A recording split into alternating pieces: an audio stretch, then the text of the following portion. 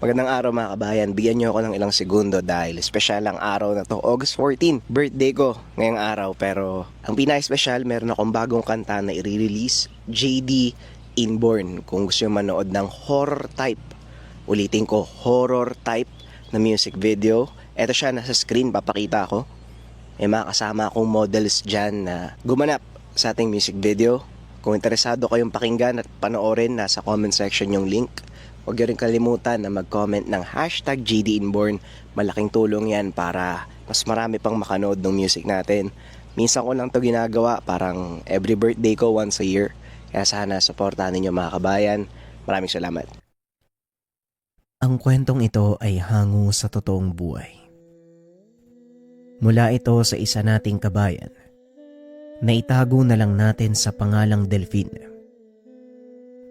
Walang eksaktong taon, probinsya ng Negros. Umalis ka na, Delphine. Hindi namin kayang pigilan ng mga sundalo. Mapapahama ka lang kung mananatili ka. Wika ni Mang Andres. Hindi maaari, Mang Andres. Magkasama tayong aalis sa lugar na ito.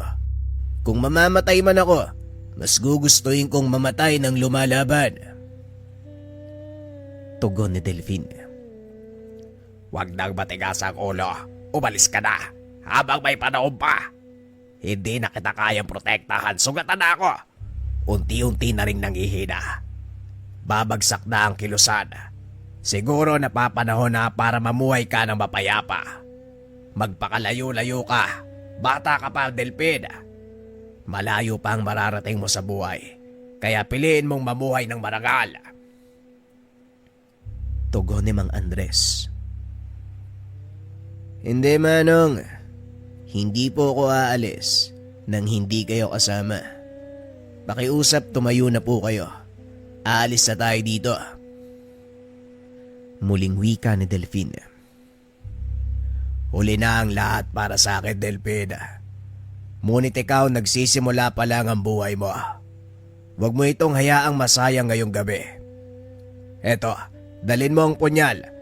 Gamitin mo ang lahat ng itinuro ko sa iyo sa mabuting paraan. Muling wika ni Mang Andres. Hindi ko kayo kayang iwan, Manong. Bubuhatin ko na lang po kayo. Halika na, sumama na kayo sa akin. Kaya kong gamutin ang mga sugat nyo. Muling wika ni Delphine. Hindi na, Delphine. Hindi ko nakakayanin kahit magamot mo pa ang lahat ng sugat ko. Hindi na rin kakayanin ng katawan ko ang pinsala. Umalis ka na. Huwag kang mag-alala. Dahil hindi naman kita papabayaan. Kahit saan ka magpunta, basta dala mo ang punyal ni Kristo. Naroon ako. Ito ang tagpo na paulit-ulit na bumabalik sa isipan ni Delphine. Naaalala ang mga kahapon ng mga panahong kasapi pa siya ng rebeldeng grupo. Matapos ang malagim na insidenteng umubos sa kanilang mga kasamahan, himalang nakaligtas si Delphine. Nagtago ang binata sa makapal na kugon habang pinagmamasdan kung paanong pinatay ng mga militar ang kanyang mga kinikilalang magulang.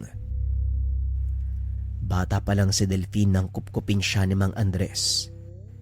Ito ang pinuno ng kilusan. Maliban dito, isa ding mahusay na manggagamot ang matanda. Itinuro nito ang lahat ng nalalaman sa paslit hanggang sa umantong ito sa tamang edad. Tuluyang naging kasapi ng kilusan ng binata gamit ang kakayahang namana mula sa matanda. Ilang beses itong nakapagdala ng tagumpay sa kanyang kilusan. Bagaman naging mapanganib ang pamumuhay, naging masaya si Delphine sa mga taong itinuring nitong pamilya. Hindi akalain ni Delphine na magwawakas ang lahat ng ito. Para sa mga tao, normal lang na labanan ng rebelde at sundalo ang nangyari. Ngunit alam ni Delphine ang totoong dahilan ng pagsalakay ng mga militar. Matapos ang kaganapang iyon, nagtago ang binata Maraming taong namuhay sa kagubatan. Walang ibang inasahan kung hindi ang sariling kakayahan. Nagawang tiisin ng binata ang mahirap na buhay. Hanggang sa mabalita ang patay na ang taong naghangad ng tangan niyang punyal. Bumaba ng bayan si Delphine upang mamuhay ng normal. Ngunit hindi naging madali para sa kanya ang lahat. Walang kamag-anak, walang kakilala sa bayan. Nagpakalat-kalat sa lansangan ng binata. At dahil sa itsura nito, napagkamalang baliw si Delphine. Kaya naman itinaboy ito ng mga taong makakasalamuha. Hanggang sa makilala ng binata ang matandang babae na itago na lang natin sa pangalang Aling Faustina. Isang matandang dalaga, kumukupkup sa mga kabataan o binata na nagpapagala-gala sa daan. Nakita niya si Delphine na kumakain ng tira sa basurahan. Nilapitan ni Aling Faustina ang binata. Nung una ay naging mailap si Delphine. Lumalayo ito sa tuwing lalapitan. Hanggang sa dumating ang isang kaganapan, si Delphine mismo ang lumapit sa matanda. Nakaiga ang binata sa lilim ng isang puno. Nang makita si Aling Faustina na tatawid sana ng kalsada, napansin ni Delphine ang isang rumaragasang toro. Dali-dali itong tumakbo at pumunta sa kinaroroonan ng matanda upang itulak ito papunta sa gilid ng daan. Ano ka bang matanda ka? Hindi ka ba tumitingin sa dinadaanan mo? Kamuntikan ka ng maging kwento ah. Wika ni Delphine. Ay mabuti na lang at nandiyan ka. Maraming salamat sa iyo ha. Naduktungan pa ng ilang taon ng buhay ko. Nga pala ang pangalan ko ay Faustina. Maaari ko bang malaman ang pangalan ng taong nagligtas sa akin? Wika ni Aling Faustina. Delphine ang pangalan ko. Sa susunod mag-iingat ka ha. Di lahat ng pagkakataon nandyan ako para iligtas ka. Muling wika ni Delphine. Akmang aalis na sana ito nang biglang hawakan ni Aling Faustina ang laylayan ng kanyang damit. Saan ka pupunta? Hindi pa ako tapos magpasalamat sa iyo. Bakit hindi mo muna ako saluhan sa dala kong pagkain? Tugon ni Aling Faustina. Hindi na ho. Maraming salamat po sa inyo. Tugon ng binata. Kaso nga lang kahit anong tanggi, hindi naman nakakapagsinungaling ang kanyang sikmura. Bigla itong tumunog, lalo pa nang maamoy ang napakabangong aroma sa dalang kakanin ng matanda. Ay, ang bango talaga ng sumang gawa sa bagong aning malagkit na palay. Alam mo, hindi nagsisinungaling ang sikmura mo. Kaya maupo ka sa tabi ko. Eto ang kakanin mo. Wika ng matanda. Sabay abot ng isang balot ng mainit pang suman. Hindi na nagsalita si Delphine. Nagpatuloy ito sa pagkain hanggang sa hindi na malayang maubos na nito ang dalang pagkain ng matanda. Ay nako, paano ba yan? Mukhang wala nang natira para sa ibang mga kabataan. Wika ni Aling Faustina habang tinitignan ang dalang bayong. Ha? Nako, naubos ko na po pala yung lahat ng dala nyo. Pasensya na ha. Gutom na gutom po kasi ako eh. Tugon ni Delphine. Walang problema. Ang mabuti, samahan mo na lang ako sa bahay para makapagluto ng bago. Wika ni Aling Faustina. Hindi na nagawang tumanggi ni Delphine sa iya. Sumama ito sa matanda. Nanlaki ang mga mata. Isang magarang mansyon ang bahay nito. May kalumaan man. Halos bakbak na ang pintura sa labas ng bahay. May mga baging na nakakapit sa haligi, paakyat sa ikalawang palapag. Narinig ni Delphine ang tawanan ng mga batang nagmumula sa hindi kalayuan. Ang laki pala ng bahay niyo, Aling Costina. Kayo lang po ba'y nakatira dito? Tanong ni Delphine. Oo, 5 taon na ang nakakaraan pero ngayon, marami na akong kasama. At gusto kong makilala mo sila. Halika sa likod ng bahay. Ipapakilala kita sa bago mong pamilya. Muling wika ni Aling Costina. Nako, pasensya na ho kayo, wala akong balak manatili dito. Naparito lang ako kasi tutulungan kitang magluto ng suman. Yun naman ang usapan natin, hindi ba? Tugon ni Delphine. Ay, oo nga pala. Magpapatulong lang pala ako sa'yo. O siya, halika sa kusina.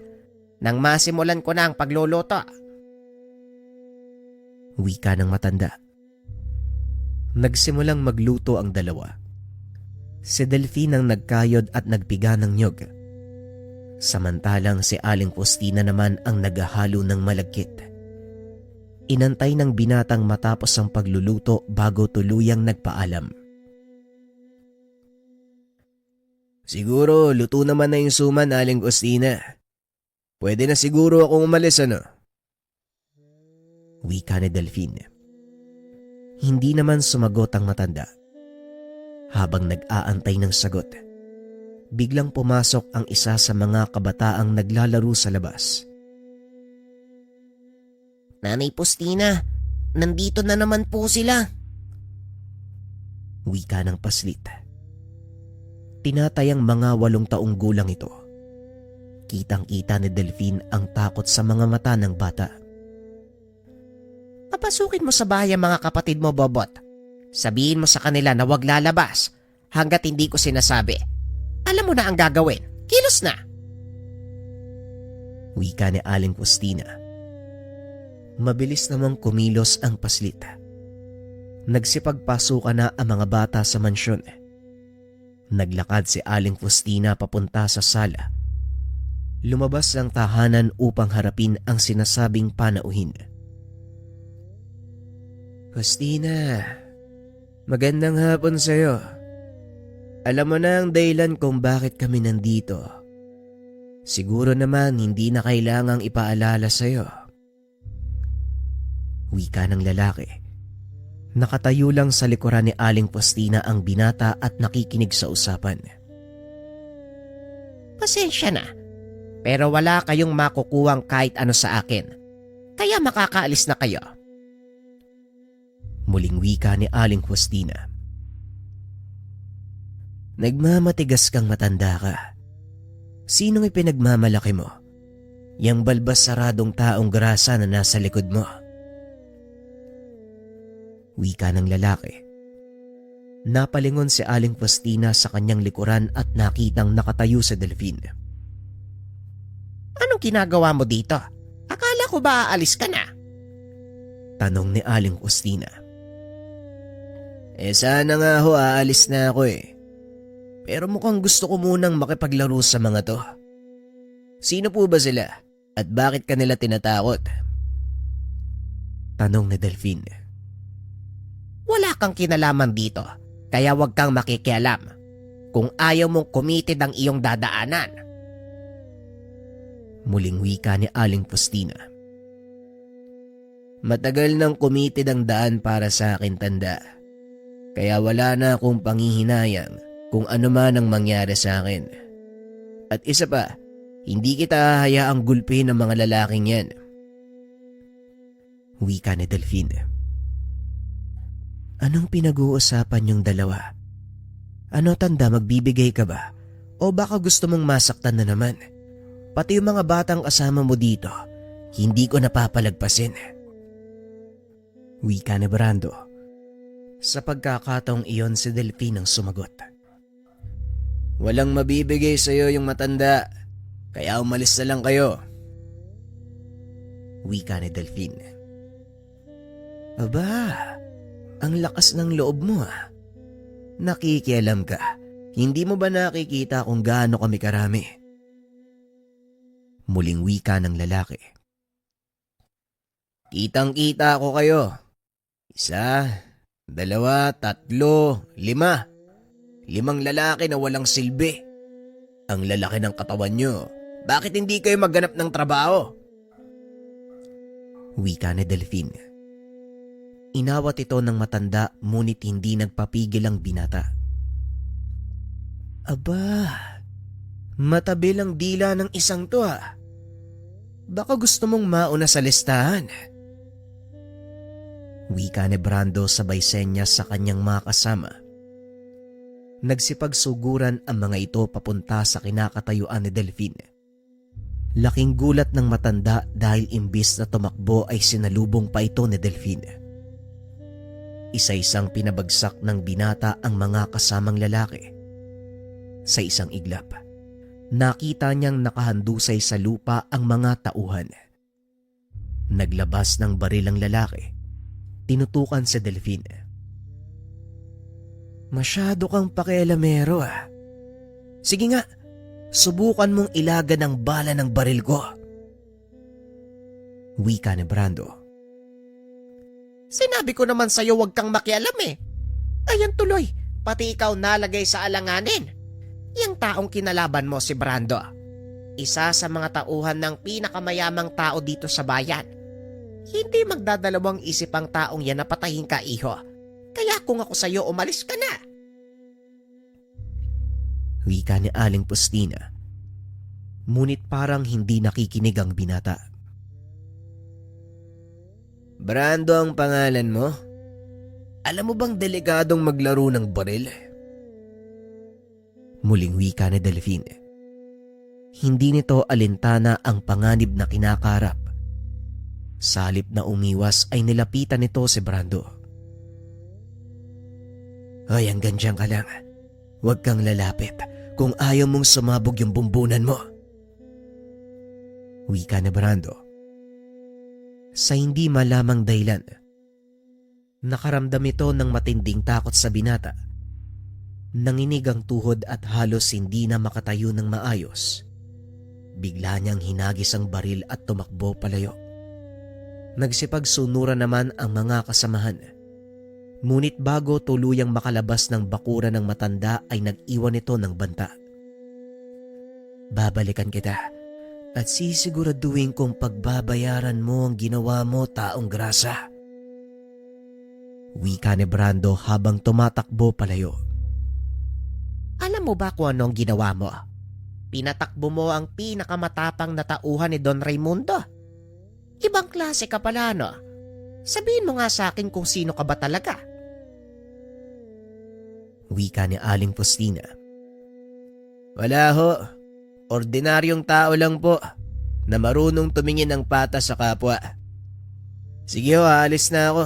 Mag-iingat po kayo dito. Tugon ng binata. Habang nasa daan palabas, napag-isip-isip niya na maaaring malagay sa panganib ang matanda, maging ang mga batang kasama nito sa tahanan. Huminto ang binata at muling kinausap si Aling Pustina. Napag-isip-isip ko na babalikan kayo ng mga taong yun. Kaya mananatili muna ako ng ilang araw. At isa pa, masarap yung kakanin na niluluto nyo. Sayang naman kung hindi ako makakakain. Wika ni Delphine. Tama ka. O siya, maligo ka na muna at ayusin ang sarili mo. Mag-ahit ka nga din. Mukha kang unanong kapre dyan sa balbas mo. Tugon ni Aling Pustina. Matapos maglinis ng katawan, binigyan ni Aling Pustina ng masusuot ang binata. Kaninong mga damit to, Aling Pustina? Akala ko ba wala kayong anak? Tanong ni Delphine. Pagmamay-ari yan ng nasira kong kapatid. Siya ang totoong may-ari ng mansyon. O siya, magbihis ka na. Ipapakilala kita sa mga batang nandito. Wika ni Aling Pustina. Matapos magbihis ay lumabas ang binata sa silid. Nagtungo ito sa kusina. Nakita ang ilang kabataang nasa edad 8 pa itaas. Saan po nang galing ang mga batang to? At bakit niyo po sila kinukupkop? Tanong ni Delphine. Mga ulilang lubos ang mga ito. Wala nang magulang na umiintindi. Nagpapakalat-kalat sa lansangan kaya kinupkup ko. Wala din naman akong anak eh. Kaya itinuon ko ang atensyon ko sa ganitong gawain. At isa pa, ito din ang ginagawa ng kapatid ko. Kaya ipinagpatuloy ko na lang. Ikaw ba? Ano ba ang kwento mo? Tanong ni Aling Costina. Naupo naman si Delphine. Nagdadalawang isip na magkwento ng kanyang nakaraan. Ngunit kalaunan ay napilitan ito. Pasensya na po, pero ayokong pinag-uusapan ang nakaraan ko. Marami po kasing alaala ang bumabalik sa akin. Ayoko nang maalala ang mga yun. Wika ni Delphine. Wala kang dapat ikatakot o ikahiya. Walang manghuhusga sa'yo sa lugar na ito. Wika ni Aling Costina. Ay nako, talaga naman oh. Pero sige, papaliwanag ko na. Galing po ako sa kabundukan. Kasapi ng rebeldeng kilusan. Inatake kami ng mga sundalo at ako lang ang tanging nakaligtas. Kung hindi dahil sa punyal na ito, malamang patay na ako. Wika ng binata habang pinapakita ang punyal.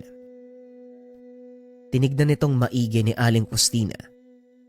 Nanlaki ang mga mata dahil pamilyar sa kanya ang punyal. Pinapasok nito ang mga bata sa kanilang silid upang makausap ng sarilinan si Delphine. Kung hindi ako nagkakamali, ang punyal na ito ang tinatawag na punyal ni Kristo. May usap-usapang nagtataglay ito ng kakaibang kapangyarihan at kakayahang pumatay ng mga elemento. Gaya ng mga aswang at engkanto, tama pa? Sabihin mo nga sa akin, ano ba talagang totoo mong pagkatao? Nagulat si Delphine dahil alam ng matanda ang tungkol sa hawak na punyal. Birang tao lang ang nakakaalam ng tungkol sa punyal na ito. Kaya nagtataka ako kung paanong nalaman ng isang matandang kagaya mo. Tanong ni Delphine. Ang kapatid kong si Raimundo. Siya ang totoong nagmamay-ari ng punyal na yan. Ipinagkatiwala niya ito sa isang tagalabas. Natatandaan ko ang pangalan niya ay Andres. Nanayo ang balahibo ni Delphine. Tila pinag-adya ng tadhana ang pagkakakilala nila ni Aling Costina. Andres ang pangalan ng taong kumupkup sa akin. Isa siyang rebelde. Kung tama ang hinala ko, maaaring isang tao lang ang tinutukoy natin. Wika ni Delphine. Isang paraan lang ang alam ko para mapatunayan ang sinasabi mo. Sabihin mo sa akin, bakit tinawag na punyal ni Kristo ang bagay na to? Tanong ni Aling Costina. Simple lang. Dahil ang punyal na ito ay may kakayahang pumatay ng mga elemento, kagaya ng engkanto at aswang. Sinasabing galing ito sa Golgota, kung saan ipinako ang anak ng Diyos. Pinaniniwala ang gawa ito sa pakong ginamit sa kanya. Nanlaki ang mga mata ni Aling Costina dahil tama ang sinabi ni Delphine. Tama ka. Isa itong antigong punyal na nabahira ng dugo ng anak ng Diyos. Gawa ito sa pako na ginamit para parusahan siya. Daang libong taon na ang nakakaraan. E paano itong napunta sa iyo? Maaari mo bang ipaliwanag ang buong pangyayari? Tanong ni Aling Costina.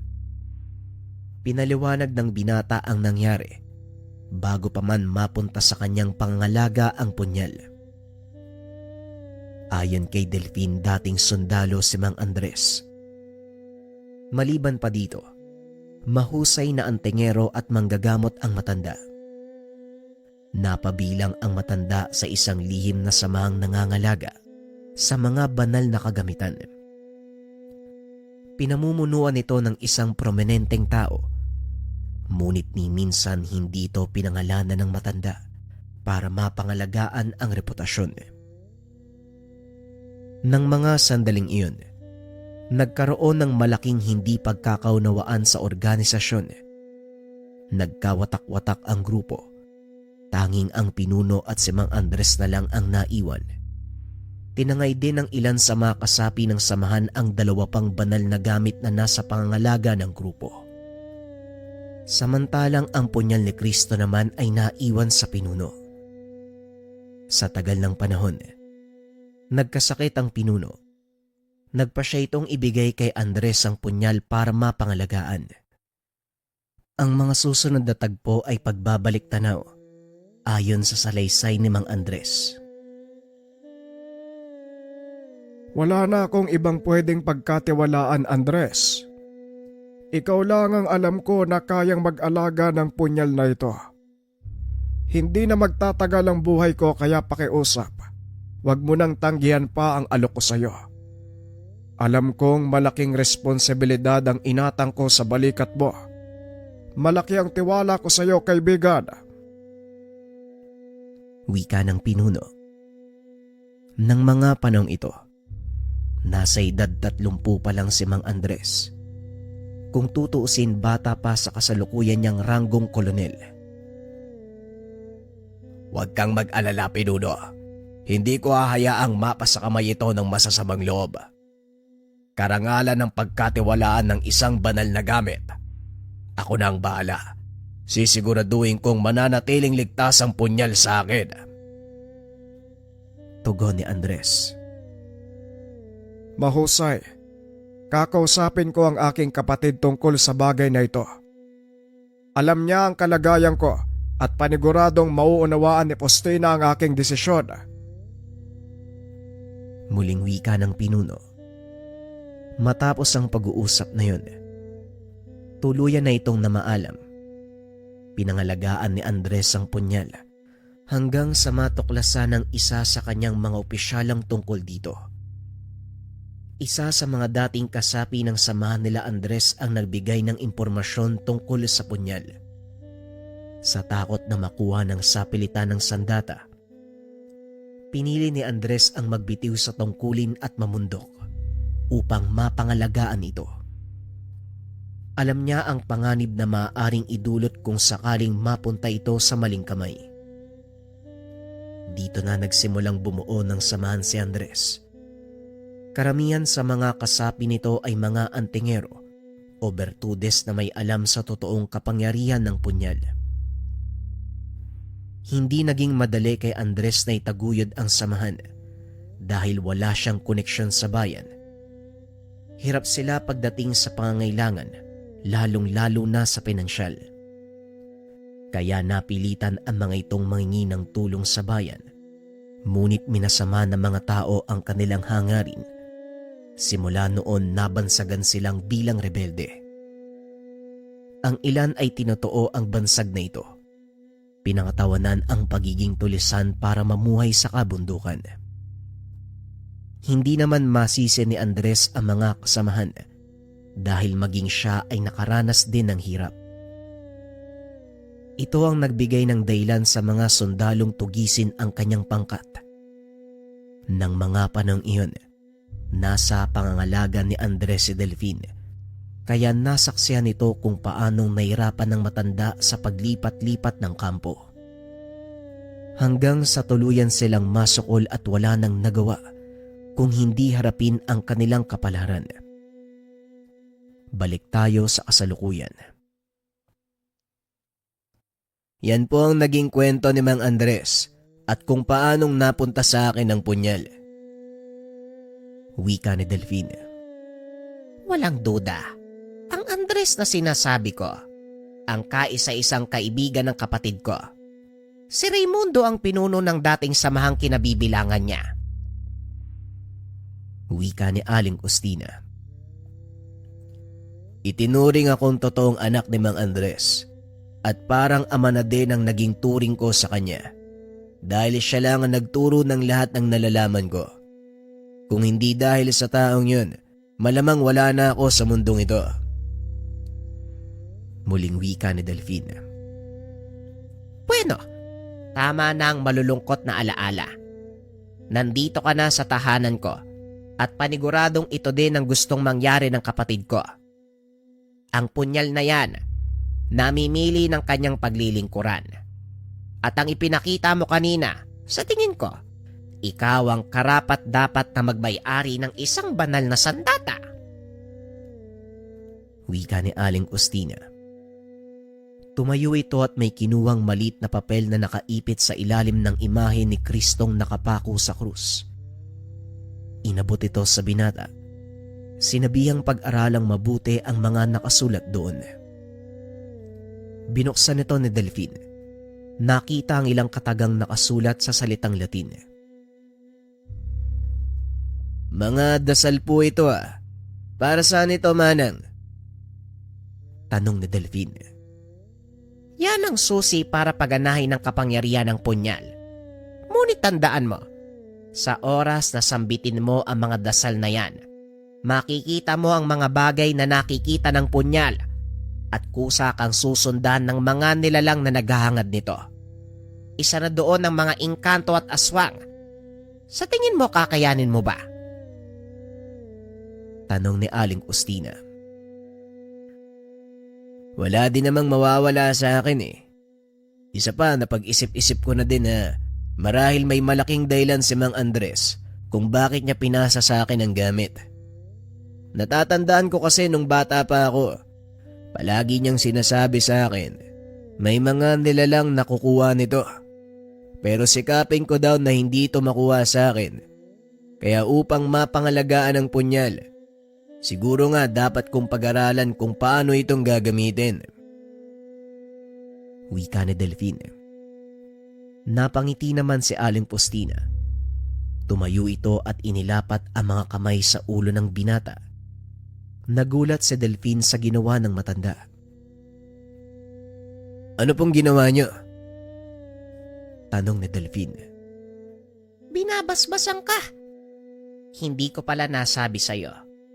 Isa din ako sa mga bertudes na kasapi ng samahan ng aking kapatid. Tanggapin mo ang basbas na ito bilang patnubay at naway pagpalaing ka ng Panginoon sa pinili mong landas. In nomine Patris et Filii et Spiritus Sancti. Wika ni Tandang Ustina. Matapos basbasan ay bigla siyang binuhusan ng matanda ng tubig. Para saan naman po yung ginawa niyo? Tanong ni Delphine. Wala lang. Maligo ka na at magpahinga. Hindi pa rin nawawala ang amoy mo. Ilang taon ba kayong hindi nagkita ng sabon? Tugon ni Aling Justina. Lingid sa kalaman ni Delphine na ang tubig na ibinuhos sa kanya ng matanda, isa sa mga banal na sandata. Ito ang tubig mula sa tagiliran ni Kristo. Kinagabihan habang nagpapahinga, naisip ng binatang buklatin ang kaperasong papel na ibinigay ng matanda. Tanging gasera lang ang nagsisilbing liwanag niya sa silid. Inilapit nito ang papel sa liwanag upang makita ng maayos ang mga nakasulat. Hindi namamalaya ni Delphine na unti-unting dumidikit sa apoy ng kandila ang kaperaso ng papel. Laking gulat ng binata. Bigla itong nagliyab. Nabitawan ni Delphine ang nagliliyab na papel. Aksidente itong nahulog sa talim ng punyal na noon ay nakalapag lang sa mesa. Nanlaki ang mga mata ng binata dahil biglang naglitawan ang mga titik na nakasulat sa ibang lengguwahe. Sa isipan ni Delphine, naririnig nito ang mga salitang nakasulat sa kaperasong papel. Sinundan nito ng binata ng ilang ulit sabay hawak sa punyal. Biglang nagbago ang kapaligiran. Tila ba nagliwanag ang paningin Delphine. Maging ang maliliit na kulisap ay nagagawa nitong makita. Napapangiti ang binata sa biglang pagbabagong nararanasan. Lumipas ang buong gabi. Hindi na nakaramdam pa ng pagod ang binata. Nanatili itong gising habang pinagmamasdan ang mga letrang nakaukit sa talim ng punyal. Hindi rin namalayan ni Delphine na umaga na pala. Nagulat na lang ito nang kumatok ang isa sa mga alagang paslit ni Aling Faustina. Tinawag siya nito para mag-agahan. Paglabas ni Delphine sa sala, nakailera sa isang mahabang mesa ang mga bata. Nakaupo ito sa gawing dulo. Maupo ka na, iho. Magsisimula na tayong kumain. At nga pala, magpapasama ako sa'yo sa bayan mamaya. May kailangan akong kunin sa tindahan ng karne. Bibili na din tayo ng bigas. Wika ni Aling Faustina. Ngunit ramdam ng binata ang ibang pakay nito sa bayan. Wala pong problema, Manang. Ako na po ang bahalang magbuhat ng mga bibili nyo sa bayan. Tugon ni Delphine. Matapos kumain ay lumakad na ang dalawa. Habang nasa daan, sinabi ni Aling Faustina ang totoong dahilan kung bakit siya papunta ng bayan.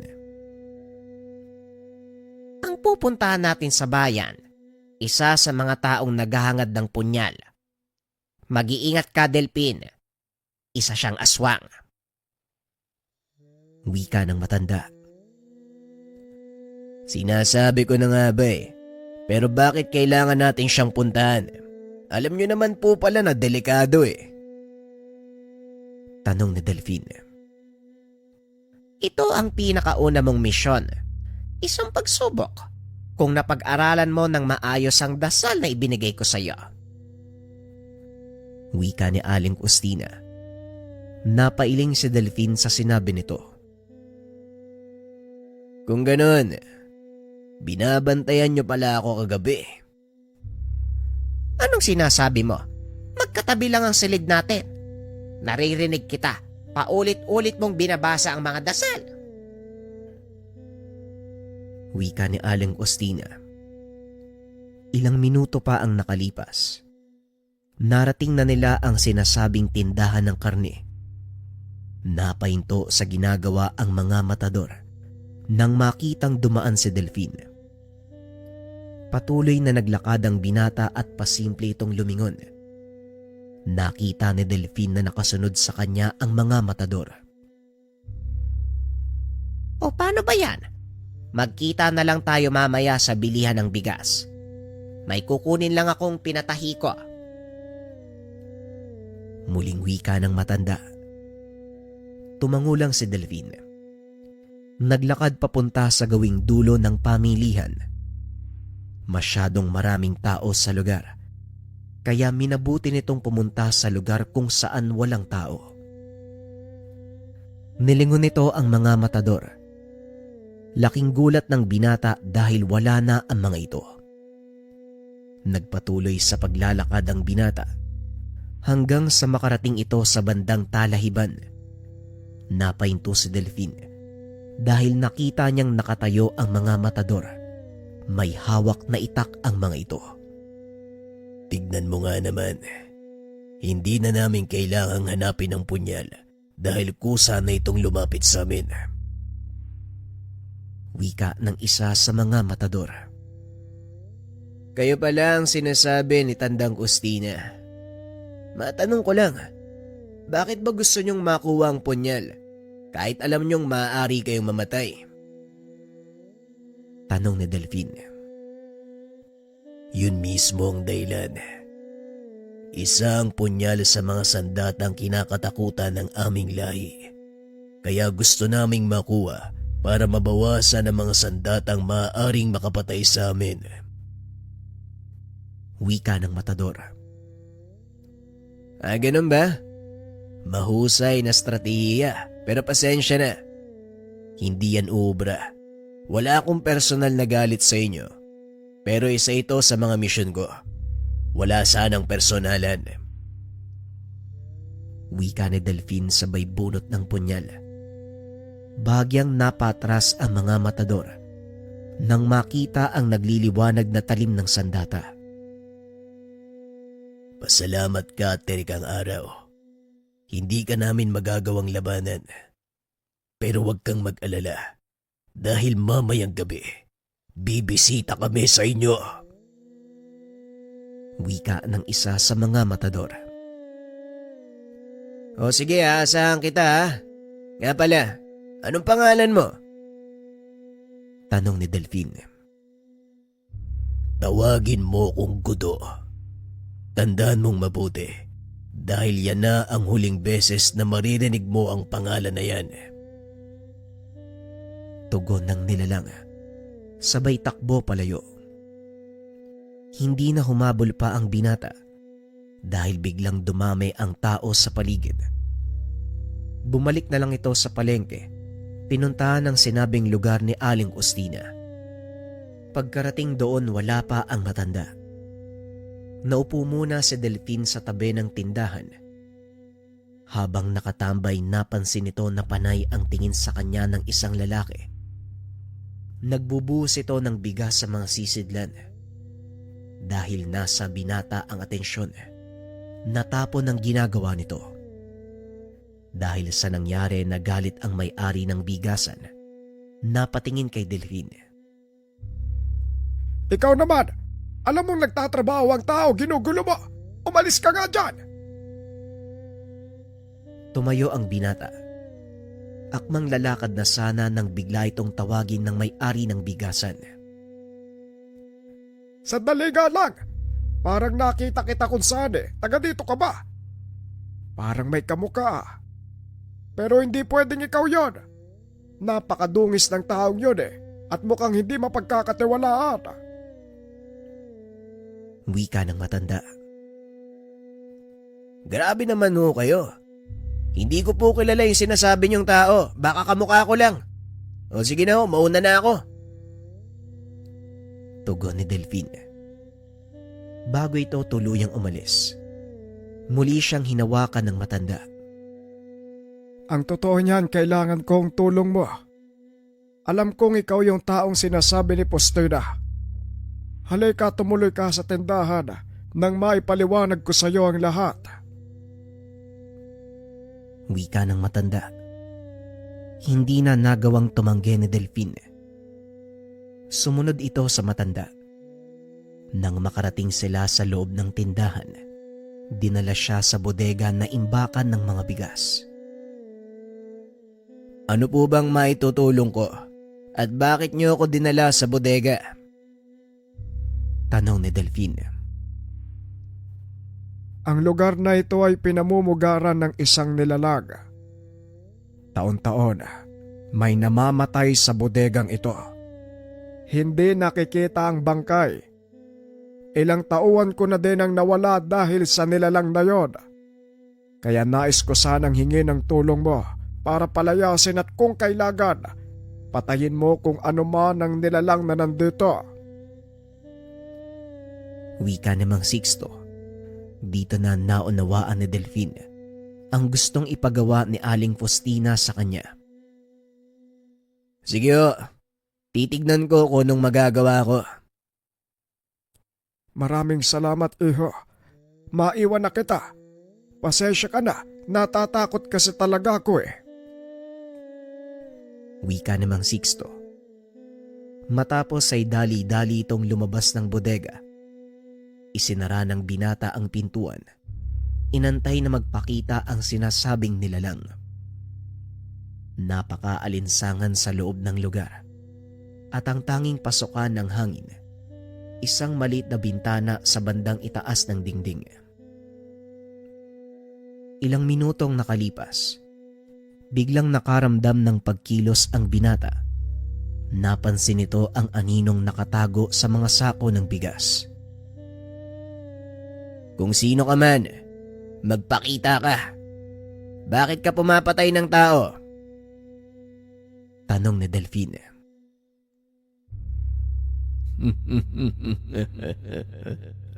Yan bang sinabi sa'yo ng matanda? Napaka-sinungaling talaga ng Sixto na yan. Siyang humingi ng tulong sa akin upang maging maunlad ang kanyang negosyo. Kapalit ng swerteng ibinibigay ko sa kanya, nangako siyang mag-aalay ng buhay na tao. Tugon ng nilalang. Kung ganon, siya din mismo ang gumawa ng masama. Mukhang naloko ko ng matandang yun Humanda siya sa akin mamaya. Wika ni Delphine. Nagsasabi ako ng katotohanan. Hindi ako mananatili sa lugar na ito kung hindi siya lumagda ng kasunduan. Muling wika ng nilalang. Naglakad ito papunta sa maliwanag na bahagi ng bodega. Nanlaki ang mga mata ni Delphine. Tumambad sa kanya ang isang nilalang na may 2 ulo. Ang isa ay nakatingin sa likod at ang isa naman ay nakatingin sa harap. Isa kang galmog. Ang pagkakaalam ko, hindi kayo kumakain ng tao. Pero bakit ka tumatanggap ng alay? Tanong ni Delphine. Tama ka. Hindi nga ako kumakain ng tao. Ang mga inaalay sa akin ni Sixto ay ginagawa kong alipin. Kasalukuyan silang nakakulong sa aking tahanan. Nag-aantay na sila sa bagong kasama. Kaya sumama ka na lang ng maayos kung ayaw mong masaktan. Tugon ng galmog. Anong sinasabi mo dyan? Hindi ako alay. Naparito ako para patayin ka. Wika ni Delphine sabay labas ng punyal. Nanlaki mga mata ng nilalang. Napatras ito dahil sa takot. Yan ang punyal ni Kristo. Paanong napasayo ang sandatang yan? Wika ng galmog. Pasensya na, hindi ko sasabihin. Dahil sawang-sawa na ako kakapaliwanag sa mga tao kung saan nanggaling ang punyal. At isa pa, wala nang halaga kung malaman mo Mamamatay ka na Tugon ni Delphine habang naglalakad palapit sa nilalang. Sandali lang. Baka pwede nating pag-usapan. Sabihin mo kung ano ang kailangan mo. Maraming pera. Swerte sa buhay. Banggitin mo lang. Ibibigay ko sa'yo. Wika ng galmog. Ayos nakakatukso. Pero salamat na lang. Hindi ko kailangan ng lahat ang nabanggit mo. Ngayon palayain mo mga biyag. Kung ayaw mong lalo pang lumala ang sitwasyon. Hindi lang ikaw ang papatayin ko, kung hindi ang pamilya mo.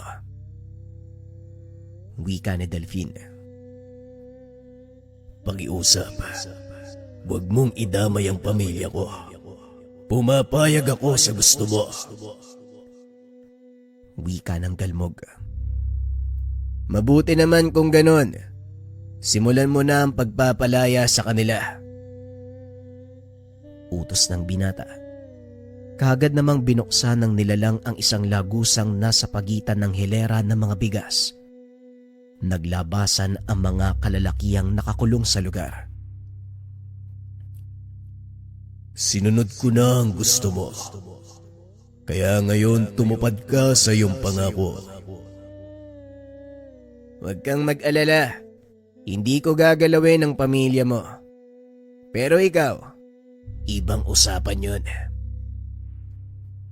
Biglang tumakbo ang binata papunta sa nilalang. Sinaksak ito gamit ang punyal. Naging abo ang katawan ng nilalang. Matapos patayin ng galmog, lumabas ng bodega si Delphine. Sinalubong naman ito ni Mang Sixto. Ano? Napatay mo na ba ang nilalang na sinasabi ko? Tanong ni Mang Sixto. Bigla itong sinuntok ng binata. Walang iya ka. Ikaw pala mismo ang may gawa ng pagkawala ng mga tauhan mo. Ibubunton mo pa ang sisi sa nilalang. Inalay mo ang buhay ng ibang tao para sa pansariling kapakanan. Wala kang kasing sama. Sa susunod na gagawa ka ng kalokohan, siguraduhin mong kaya mong panindigan. Wika ng binata. Sabay lakad palabas ng tindahan. Habang naglalakad nakasalubong nito si Aling Ustina. Ano, nagawa mo na ba ang misyon? Tanong ni Aling Ustina. Parang gano'n na nga. Natuklasan ko din. May mga tao talagang gagawin ng lahat para lang yumaman at magkaroon ng kapangyarihan. Wika ni Delphine. Yan ang buhay ng tao. Bueno, hindi yan ang tinutukoy ko. Ang mga matador sa karnihan, ano ang nangyari sa kanila? Tanong ni Aling Ustina. Mamaya pa malalaman. Lahat o sila tumakbo na. Hindi ko alam kung itutuloy nila ang banta pero mas mabuting maging handa. Wika ni Delphine. Tama ka, iho. Kaya kailangan na nating umuwi. Baka mapano ang mga kabataan. Paniguradong sasalakay sila ngayong gabi. Lalo pat alam nila na nasa iyo ang punyal. Ang kagandahan lang nito, sila mismo ang nagdadala sa sarili nilang patibong. Wika ni Aling Ustina. Sa kalagitnaan ng paglalakad, nakasalubong naman ng mga ito ang pangkat ni Brando. Tignan mo nga naman. Sino bang mag-aakala na magkikita tayo dito? Sana lang, hindi mo pa nakakalimutan ang ginawa mo sa akin. Pwede ba wag kang makisabay ngayon? Hindi maganda ang timpla ko. Wala akong pakialam sa timpla mo. Wala akong pakialam kung ano man ang nararamdaman mo. Maniningil lang ako sa ginawa mong pagpapahiya sa akin nung nakaraang araw. Wika ni Brando, sabay senyas sa mga kasama nito. Ay naku naman, talagang ang kukulit nyo. Tugon ni Delphine, sabay sugod sa mga kalaban. Kagaya ng naunang tagpo, pinabagsak na naman sila ng binata sa pamamagitan ng tag-iisang suntok. Biglang binaril ni Brando ang binata. Bigla itong bumagsak. Ngunit ilang sandali lang ang nakalipas ay muli itong tumayo. Sinabihan ko na kayo eh, huwag kayong maglalaro ng baril. Wika ni Delphine sabay hawak sa kamay ni Brando. Pinilipit niya ito para mabitawan ng baril. Isang malakas sa suntok ang ibinigay nito sa kalaban, dahilan para mawalan ng malay. Siguro naman magtatanda ng mga yan. Halika na, kailangan na nating magmadali. Magtitilim na. Wika ng matanda. Pagdating sa tahanan, siniguro ni Delphine na nasa isang lugar ang mga bata. Matapos ay nag-abang ito sa labas ng bakuran. Alam niyang anumang oras ay pwedeng sumalakay ang mga kalaban. Nakaupo si Delphine sa lupa habang inaantay ang pagdating ng pangkat ng mga aswang. Maghahating gabi na nang maramdaman ng binata ang biglang pag-alinsangan ng paligid. Napatayo si Delphine at hinawakan ng punyal. Alam kong nandito na kayo, kaya wag na kayong magtago. Wika ni Delphine. Isa-isang nagpakita sa kanyang harapan ang 4 na matador sa pangunguna ni Guto. Ituloy na natin ang naudlot na laban. Sisiguraduhin kong makukuha namin ang punyal mula sa iyo. Ang tagal kong hinanap ang sandatang yan at ngayong nasa harapan ko na. Abot kamay ko na. Hindi ko napapakawala ng pagkakataong ito. Wika ni Guto habang nagbabagong anyo. Kung talagang gusto mong makuha ang punyal, malaya kang gawin ang bagay na yan. Pero hindi ko may papangakong hindi ka masasaktan. Wika ni Delphine. Matapos ay isa-isang nagsipagsugod ang mga kalaban. Dahil bago kay Delphine ang makipagbuno sa mga aswang, Medyo nahirapan ito, ngunit kalaunan, nagawa niyang makipagsabayan sa bilis ng mga aswang. Gamit ang punyal, isa-isa niyang pinagpapapatay ang mga aswang hanggang si Brando na lang ang naiwan. Gusto mo pa rin bang kunin ang punyal? Alam mo, magsasayang ka lang ng oras eh. Sayang lang din ang buhay mo. Wala namang kayong magiging problema sa akin kung hindi kayo manggugulo. Wika ni Delphine. At bakit naman ako makikinig sa'yo?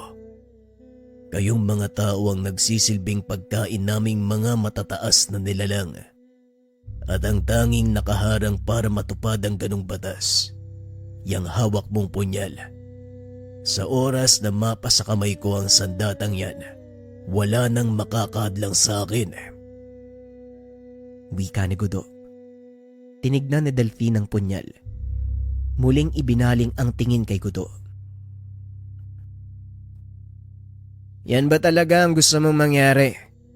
O sige, hahayaan kita. Eto, kunin mo ang punyal. Pero wag na wag mo kong sisisihin. At sana lang, wag mo sabihin hindi kita binigyan ng pagkakataon. Tugon ni Delphine. Marahang naglakad si Godot habang nakapako ang tingin sa punyal. Laking tuwa nito nang mahawakan niya ang sandata. Halos mapatalon dahil sa wakas ay natupad na ang nais gawin. Sa wakas, napasa akin na din ang punyal. Wala nang makakapigil sa amin. Pero teka, bakit parang iba ang pakiramdam ko? Ano? Bakit ang init? Wika ni Godot. Ang sandatang yan ay gawa sa binasbasang bakal. Hindi lang basta basbas, kundi dugo mismo ng tagapagligtas. Hindi ito maaaring hawakan ng mga nilalang na nagmula sa kadiliman o kahit ng mga taong may pansariling interes. Wika ni Delphine. Unti-unting natupok ang katawan ni Godot. Napapasigaw ito at napapayak dahil sa pisikal na sakit at kabiguan. Ang buong akala ko, may liligtas ko na ang aking angkan. Pero wala din. Isa lang din ako sa mga nabigo. Wika ni Godot. Binalaan na kita at binigyan ng pagkakataong mabuhay. Dahil gaya ng sinabi ko, hanggat wala akong nakikitang masama sa ginagawa nyo, wala kayong problema sa akin. Pero pinili mo pa din ang sariling interes. Kaya pagdusahan mo ngayon ang kaparusahan ng desisyon mong pinili. Wika ni Delphine. Habang pinagmamasdan ang unti-unting pagkaupos ng katawan ni Godot. Bigla itong nakaramdam ng awa sa nilalang. Sa sobrang paghahangad ng kapayapaan, umabot sa puntong handa silang isakripisyo ang kanilang mga buhay. Makamit lamang ito. Nakakalungkot mang isipin, pero nabulagan sa maling paniniwala si Godot. Ilang beses na itong nangyari, ngunit hindi pa rin sila nakinig. Wika ni Aling Pustina. Yun nga po ang masakit, Manang eh. May pagpipilian naman sila para sa mas magandang buhay. Pero pinipili pa rin nila ang masalimuot at magulong daan. Tugon ni Delphine. Matapos ang pangyayaring iyon, nagpa siya si Aling Pustina na lisanin ang lugar. Samantalang si Delphine naman, piniling magpakalayo-layo para maiwas sa gulo ang mga kabataang inalagaan ng matanda. Ipinagpatuloy nito ang nasimulang pagpuksa ng mga aswang. Nag-aral din ito ng panggagamot sa mga nakilalang albularyo. Nagpalipat-lipat ng bayan ng binata. Nagkaroon din ito ng sariling pamilya. Ngunit namatay din ang kanyang asawa dahil sa sakit. Ang tanging naiwan ay ang nag-iisang anak na siyang naging daan upang marinig ang kwentong ito. Ayon din sa kanyang anak na ating tagapagpadala, 8 taon pa lang siya nang pumanaw si Delphine. Dahil ito sa sakit, hindi nito nakita ang punyal. Sa hula niya, ibinaon ni Delphine ang sandata sa isang lugar. Alam ng binata ang maaaring mangyari sa oras na mapunta ito sa maling kamay. Sa kasalukuyan, patuloy pa ring nanggagamot ang anak ni Delphine. Ang kaalaman sa panggagamot lang ang tanging naiwan sa kanya ng ama. Ganun pa man nagpasalamat ito dahil kahit papano, nakasama niya si Delphine bago ito bawian ng buhay. Walang malinaw na dahilan ng kamatayan ni Delphine, maging kung saan napunta ang punyal ni Kristo. Gayunpaman, hindi na ito hinanap pa ng kanyang anak sa takot na baka mapasakamay lang ito ng masamang loob. Nakontento na lang sila sa katotohanan na minsang naging tagapangalaga ang kanilang ama ng isang banal na sandata na kung tawagin ay punyal ni Kristo.